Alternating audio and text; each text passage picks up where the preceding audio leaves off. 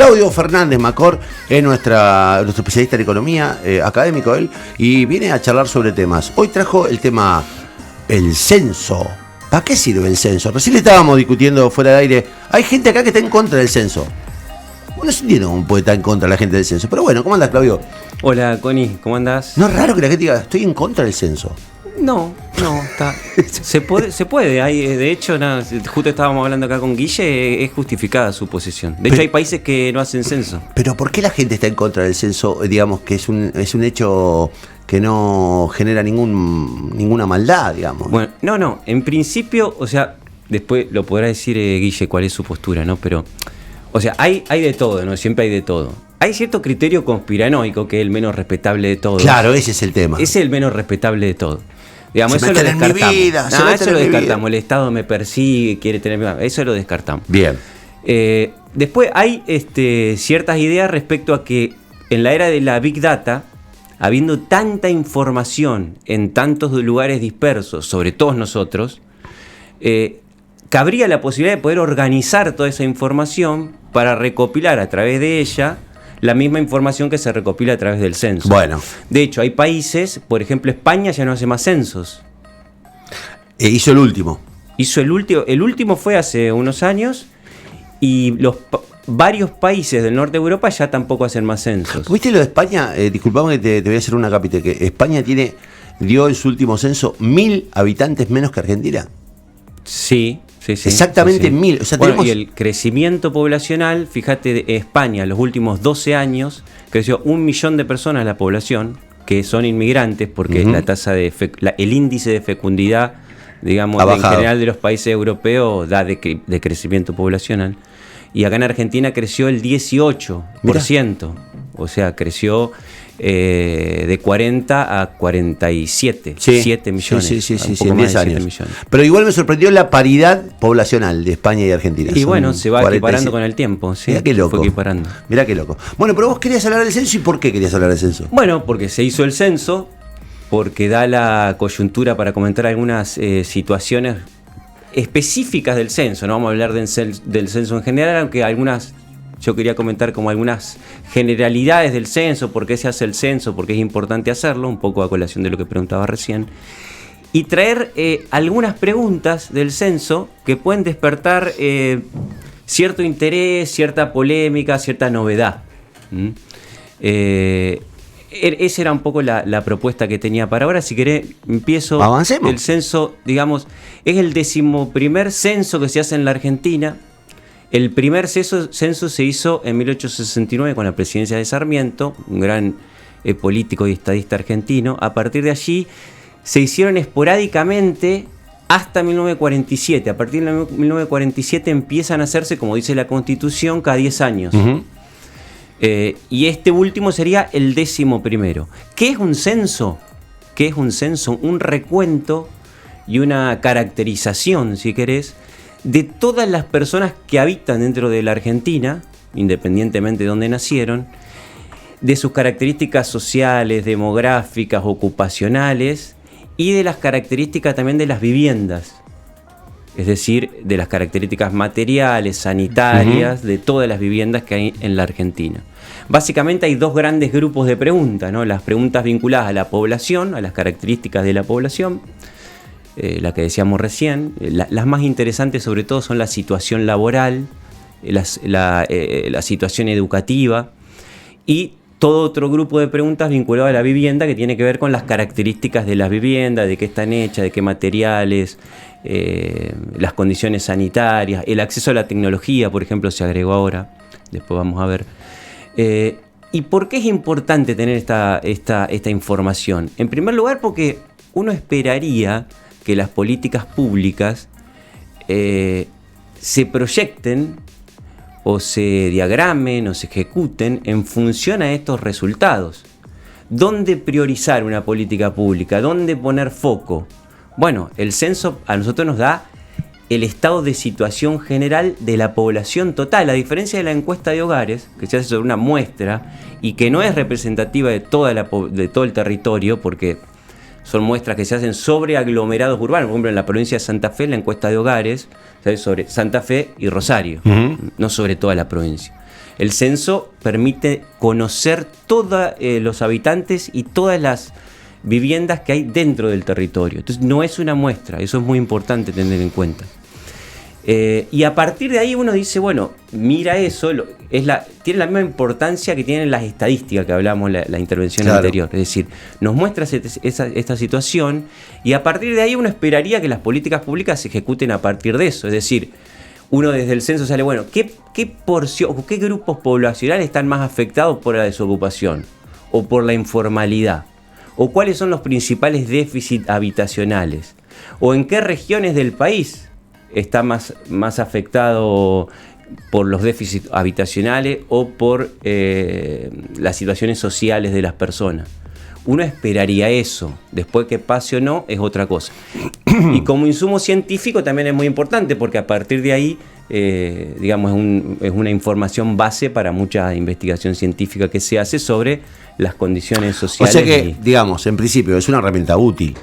Sí, es muy es una útil. Herramienta útil. Es más allá de que se haga o no sea. se haga, digamos, presencial, con los datos cruzados, como lo termina eligiendo el mundo.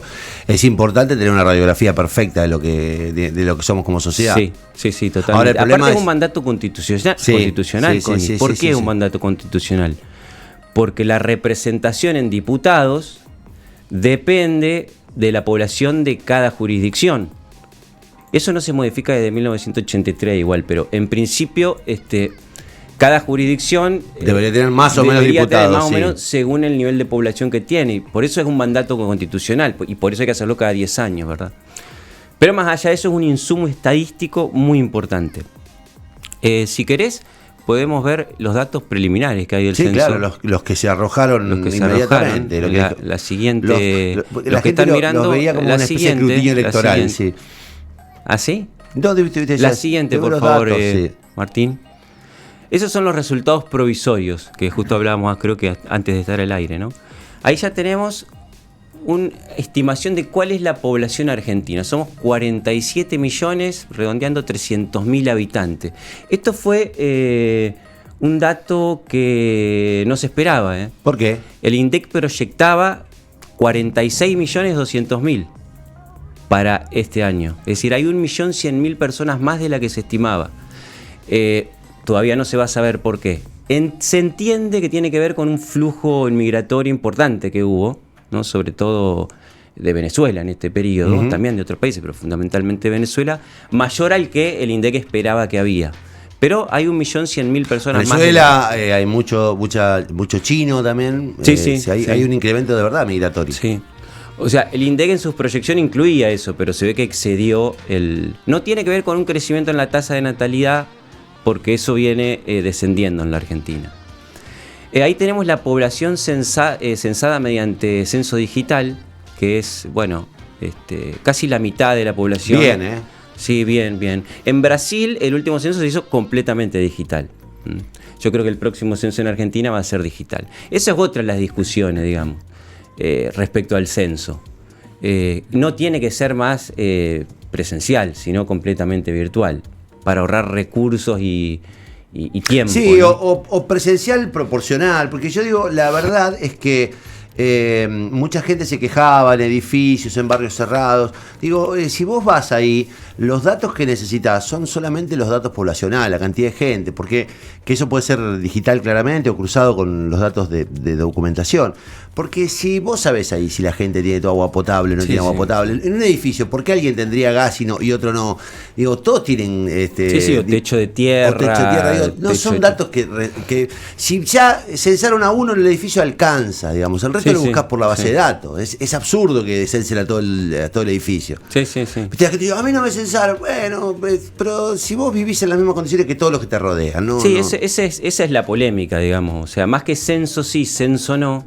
La polémica es censo digital o censo presencial, ¿no? Aunque la polémica censo sí, censo no también, ¿no? Por lo que decíamos de la Big Data. Hay criterios que apuntan a la idea de poder algún día dejar de hacer censos. Bueno, y si querés, pasamos a mirar algunas novedades respecto a las preguntas y algunas polémicas. A ver. El primero tiene que ver con... digamos, lo que se conoce como la identificación de subpoblaciones.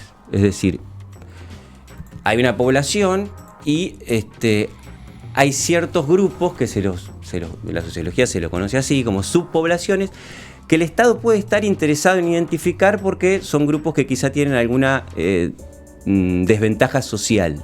Y por lo tanto el Estado o la propia ciudadanía puede tener interés en identificar esos grupos. Esta idea de identificar los grupos subpoblacionales aparece por primera vez en el 2001. Y el modo de hacerlo a través del criterio de autopercepción, porque de otra forma es muy difícil la identificación de esos grupos, ¿no? En 2001 aparece la pregunta respecto a el reconocimiento indígena o de descendencia indígena. Es decir, no es que se identifica si genéticamente la persona, es muy difícil encontrar un criterio objetivo. Por lo tanto, se le pregunta si se reconoce como indígena o descendiente de indígena. Es decir, ahí ya nace, aparece la primera pregunta dentro del criterio de autopercepción en el censo 2001. Se mantiene esas son preguntas del último formulario 2022. Después se incorpora en el 2010 el criterio también de subpoblación étnico de afrodescendiente o de tener algún antepasado africano. ¿Por qué es importante saber esto? Bueno, en principio, esto sabés que es una discusión muy grande que se da, que excede el censo. Pero uno podría decir, hay un interés social en identificar qué magnitud o importancia relativa tiene, por ejemplo, la población indígena. La población afrodescendiente, yo creo que vamos a ver qué porcentaje da. Sí, sabemos que es muy nulo. Pero bueno, hay toda una historia respecto a la invisibilización de los pueblos indígenas, respecto a que nunca se los consideró en específico en las políticas, sino que al contrario se intentó invisibilizarlos. Entonces a partir del 2001 es como que se intenta dar vuelta, digamos eso, a partir de, bueno, al menos censalmente identificarlos, saben cuántos son, a qué pueblos pertenecen, si hablan o no el idioma, etc. En el último censo dio 900.000 personas, sobre 40 millones, o sea, el 2% de la población se reconoce indígena o descendiente de indígena. Bueno, este año se incorporó una nueva pregunta respecto a, hecha desde el criterio de la autopercepción. Yo creo que es una pregunta necesaria en estos tiempos. Si querés pasar a la próxima, Martín, que tiene que ver con la identidad de género. Esto generó mucha ofensa, mucha gente molesta porque cómo se percibe. Bueno, hay gente que de verdad tiene dificultades para aceptar que hay gente que se percibe de otra manera. Sí, tal cual. Bueno, esta es nueva, esta es, digamos, también con el mismo criterio de las otras, autopercepción. Y se pregunta por la identidad de género de la persona censada. Yo creo que esto es muy importante. En primer lugar, para ya poder determinar cuál es la importancia relativa de esta parte de la población. ¿Qué número es respecto a la población total? Recordemos que el género tiene que ver con el comportamiento que la sociedad espera que tengamos por el sexo que tuvimos al nacer, por cierto rol social que se nos asigna por el sexo que tuvimos al nacer. Y que la identidad de género tiene que ver con cómo la persona percibe su género, que puede ser distinto al que le correspondería socialmente. Y entonces esto se incorpora. Ahora sí vamos a saber qué importancia relativa tiene esa parte de la población. Es decir, cuántas son las personas y qué porcentaje poblacional es aquella persona que se identifica con un género distinto al sexo que tiene. Y la otra pregunta, que esto fue mucho más allá del criterio de autopercepción y no surgió en ningún lado, tiene que ver con la forma en que se preguntó el sexo y las opciones de respuesta. Fíjate que en el sexo no se pregunta qué sexo tiene usted o cuál es su sexo, sí. Sino que se pregunta cuál es el sexo registrado al nacer. Sí. Y hay varón, mujer y X, ¿no? Es decir, que no son ni varones ni mujeres. ¿Qué es el sexo? ¿Cuál fue el sexo registrado al nacer?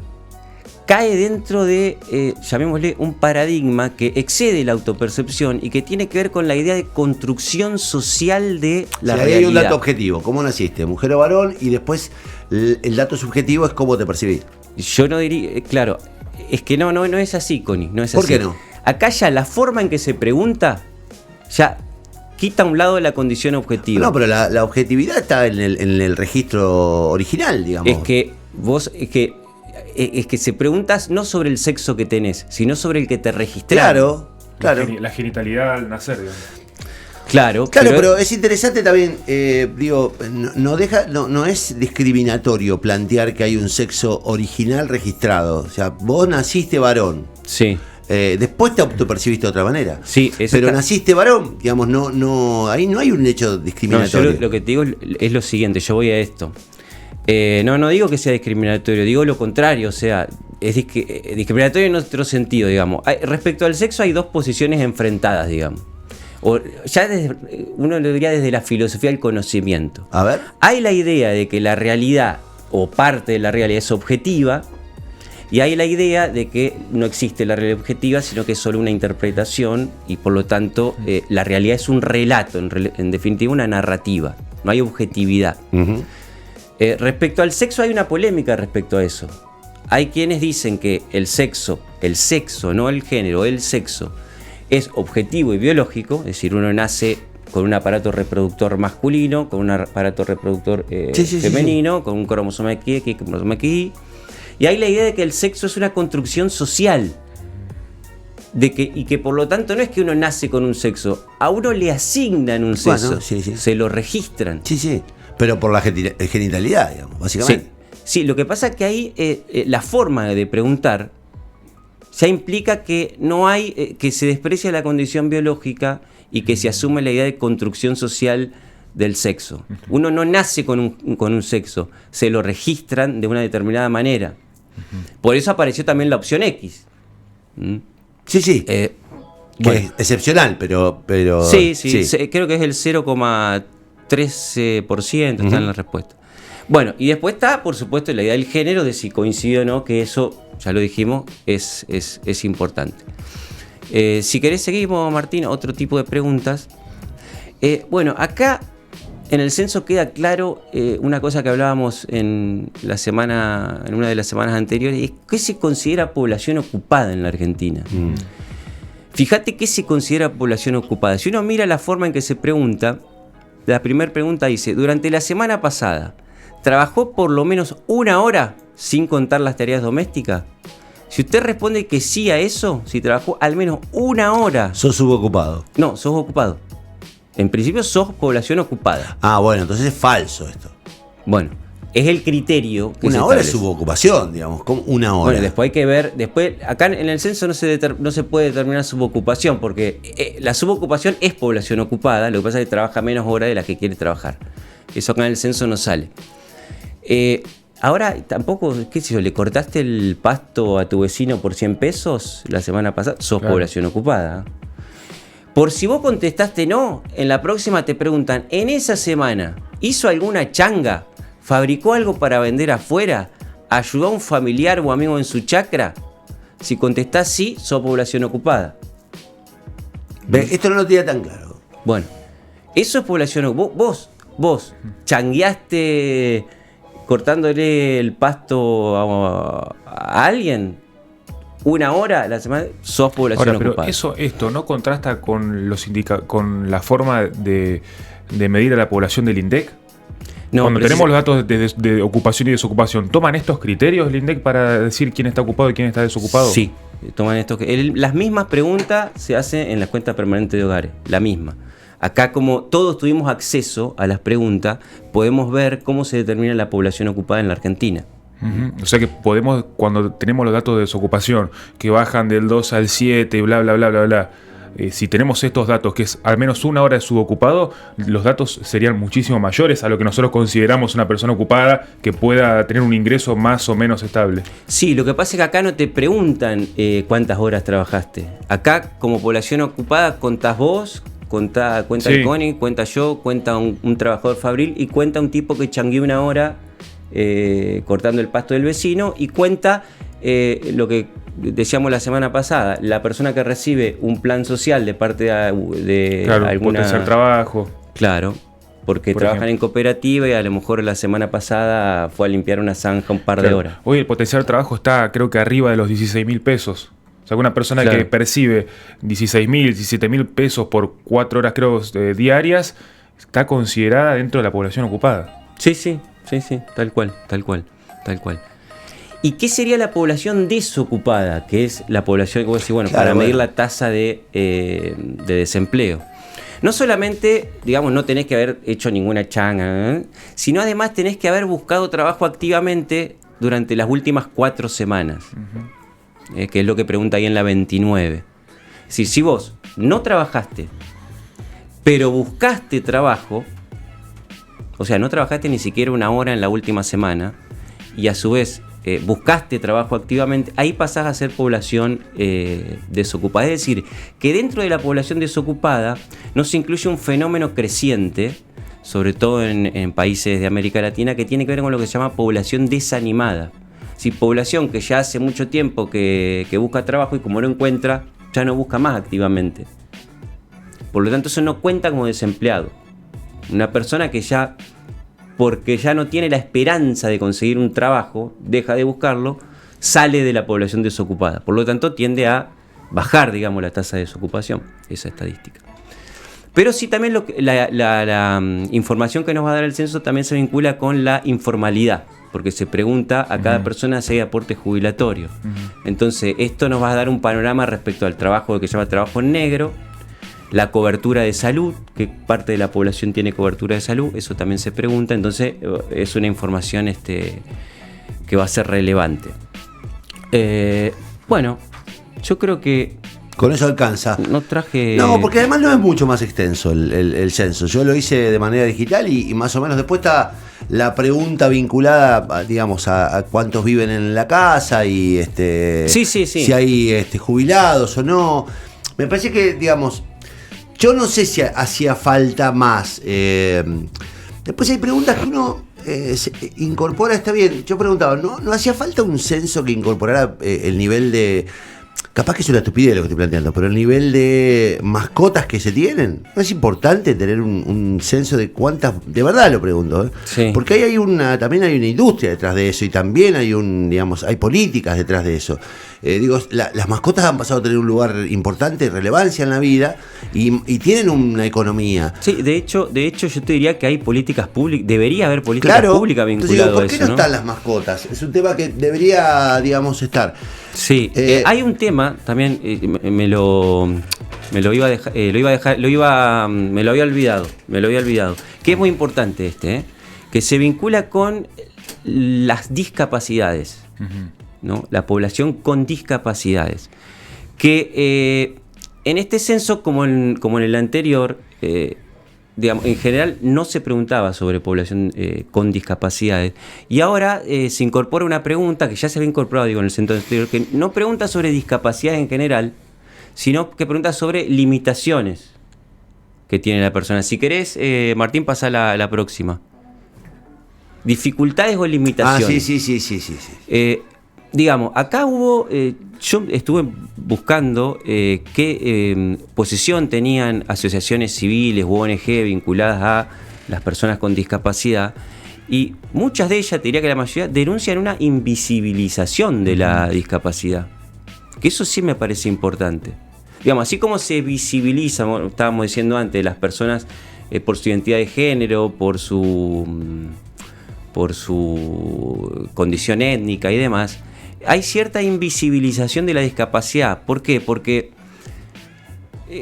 digamos, no hay un criterio objetivo para medirla. Lo que reclaman estas asociaciones es que haya una estandarización del tipo de discapacidad, al menos una estandarización, y no que se pregunte sobre limitaciones en las que se incluye a ancianos y personas que pueden haber tenido una patología diferente a la edad en el mismo lugar. Por ejemplo, las asociaciones vinculadas a chicos con síndrome de Down pedían directamente y lucharon hasta el último momento para que por lo menos se incluya una pregunta que diga: ¿hay una persona con síndrome de Down en la familia? Y bueno, no se incluyó. Es decir, se denuncia cierta invisibilización de estos grupos poblacionales, o si querés, subpoblaciones, como decíamos antes, que no están visibilizados en el censo, no están directamente visibilizados, y que requieren una política pública específica, Total. ¿no? Y yo me preguntaba, porque a lo que decías vos, uno espera el censo para ver qué dirección toman las políticas públicas. Por ahí que no vaya tan al detalle en discapacidad y demás, también hace desconocer el número real de personas con síndrome de Down, personas, me pensaba yo en electrodependientes, cuando hay corte de luz siempre se piensa en esas personas. No tenemos un registro claro de cuántas son, dónde están, cómo viven, ahí sí necesita urgente una política ya, y por ahí no se vio, por eso yo no es que estaba en contra del censo, pero digo, escuchá, vamos a destinar un día de feriado por datos que ingenuamente diciéndolo, deberías tenerlo antes. Si tenés el ANSES, tenés el RENAPER, tenés todos los organismos de territorio de los diferentes municipios, provincia y nación, ¿cómo es que no tenemos estos datos antes? ¿Cómo es que el intendente de un lugar o el presidente comunal de alguna localidad no sabe que en tal calle hay calle de tierra o no hay cloaca? Sí. Sí, es interesante. Podría aprovecharse el censo en estos casos para identificar información o datos que quizás no se pueden obtener de otra manera. Uh-huh. Yo creo que en el caso de la discapacidad es muy importante esto que decís porque, a ver, uno debería aspirar a que las políticas públicas tengan en cuenta esta información. Es decir, ¿en qué situación viven las personas con discapacidad? ¿Qué dificultades tienen para acceder al mercado laboral? Que esta información podría haber estado en el censo. ¿En qué condiciones están las viviendas en las que personas viven? ¿Están adaptadas o no? Y sobre todo esto, ¿qué importancia relativa tiene esa población? ¿No? Sí, totalmente. Creo que acá, digamos, no se... Bueno, es esto, ¿no? Se invisibilizó la condición de discapacidad que tienen una importante parte de la población. Y respecto a lo que decías vos, Connie, también hubiese sido interesante, la verdad, porque incluso las mascotas han tomado tanta dimensión que ya se requiere cierta infraestructura para eso. Uh-huh. Cuando uno va a una plaza, por ejemplo, o sea, yo voy a la plaza, con mi hijo siempre termino con caca en algún lugar, uh-huh. ¿Viste? ¿Y por qué? Y bueno, eso requiere educar a las personas para que junten la caca del perro, que haya, como hay en la plaza de Rosario, pero además, cierto espacio, vacunación, ¿sí? Digamos, también políticas que definan límites, digamos, a la tenencia de animales. A mí me parece que, digamos, me pareció que le faltó fineza ahí, digamos, que pudo haber aprovechado esta encuesta un montón de datos que nos podrían relevar, digamos, aspectos de nuestra vida que hoy no tenemos relevados, que apenas lo tenemos sospechados. Igual, yo digo, lo que importa es lo que al principio decías vos, a ver qué van a hacer con estos datos, porque ayer mi hija me preguntó, estaba haciendo un laburo, la más chica para la escuela, me preguntó, estaba haciendo la diferencia entre pobreza e indigencia, y entonces me preguntaba cómo se definían, y entonces qué importancia tenía el indicador del INDEC. Te digo, bueno, la verdad, se lo marcaba el profesor también, se puede ser pobre aún teniendo los ingresos superiores a los que plantea es apenas un indicador el monto, lo monetario. Sí, sí. Porque vos, si recibís, no sé cuál es el monto hoy de pobreza, 70. Y de una familia tipo debe estar en 78. Bueno, vos podés recibir 80 lucas por mes en una familia tipo, y si no tenés en el barrio, no tenés servicio sanitario, no tenés agua, gas, piso, y sos pobre. Y si al revés, cobrás menos y sin embargo vivís en un lugar privilegiado donde contás con todos los servicios y no sé, tuviste una herencia, no sos pobre. Entonces, digo, la verdad que el criterio de pobreza y lo mismo que de ocupación y desocupación son bastante grises. Y estas son las oportunidades donde uno puede encontrarse efectivamente con ese material. Sí, acá en el censo no se pregunta sobre ingresos, en general nunca se pregunta sobre ingresos porque... digamos, la respuesta no sería confiable, porque las personas quizás no responderían. Sí, mienten. Entonces no se considera. Pero sí, en el censo se puede establecer un indicador que se relaciona muy directamente con lo que vos planteás, que es el indicador de necesidades básicas insatisfechas. Claro. ¿Cómo puede ser considerado alguien no pobre si no tiene cloaca? Claro. O si vive sin cloaca, o si vive sin... ¿Cómo puede considerado pobre alguien que vive con gas natural? Digo, de verdad, las condiciones de vida objetivas, a partir de dónde vivís, en qué hábitat, Sí, tal cual. qué hábitat te rodea, también condicionan tu condición de pobre o no pobre. Sí, por eso ese índice, el índice de necesidad básica insatisfecha, es mucho más preciso que la tasa de pobreza o de indigencia para determinar la calidad de vida de la población, si querés. Es decir, como decís vos, una persona puede vivir en un lugar sin cloaca, con el baño compartido con la casa vecina, con el piso de tierra, la casa sin terminar, sin cloaca, y ganar 80.000 pesos por mes y no ser pobre, pero el censo nos permite, digamos, incluir a esa población dentro de la que no tiene las necesidades básicas insatisfechas. Entonces el censo nos permite ver eso y ver cómo cambia en el tiempo. Eso va a ser interesante. ¿Cómo cambió en 2022 Totalmente. respecto a 2010 la calidad de vida de la población? Y de toda la población, no de una muestra que hace el INDEC y que además se vincula con los ingresos y no con el contexto habitacional de esas personas y con el acceso a servicios.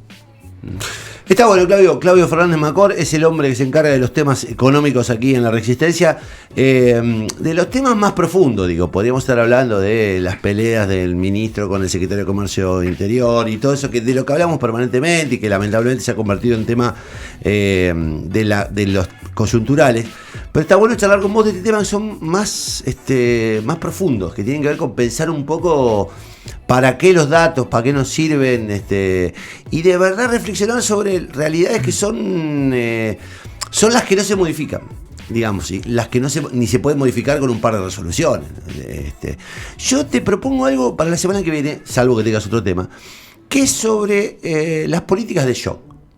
Uh-huh. Si sirven o no las políticas de shock. Y si Argentina es un país que tuvo experiencias de políticas de shock, planes, digamos, desde, no sé, Rodrigazo, pasando por el plan... La convertibilidad. La convertibilidad o el plan austral de Alfonsín, también. Y el plan primavera después fue frustrante. Si no son necesarios en circunstancias como las que vive Argentina hoy, de tanta inestabilidad y de tanto... ¿Cuáles son los riesgos de la política de shock y cuáles son las ventajas de la política de shock?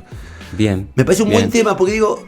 Vos sabés que en economía no hay neutralidad, ¿eh? O sea, depende desde, digamos, la perspectiva teórica en la que te ubiques, va a ser una u otra respuesta. Está bien, pero a lo mejor, yo te doy la mía. No, pero y a te lo mejor hay modelos en también. el mundo de shock que han modificado efectivamente la cosa. Sí, claro. Positivamente. Claro. En Argentina, digamos, lo que pasó, deduzco, es que se aplican los planes y después no se sostienen políticas que lo conviertan en un plan, digamos, con... Que se vaya adecuando a la realidad. Y además que sea beneficioso, digamos, que se vaya modificando para beneficiar. Siempre, digamos, hubo como cierta ortodoxia que derivó en una explosión, una implosión. Claro.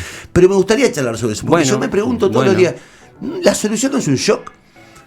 Y la verdad no lo sé. Respecto a, en general, la inflación. La inflación. El crecimiento, el empleo. Digo, ¿qué pasa en este país? Nadie está tomando una medida de golpe que nos ponga, que nos sacuda y que nos reacomoda a todos en algún lugar.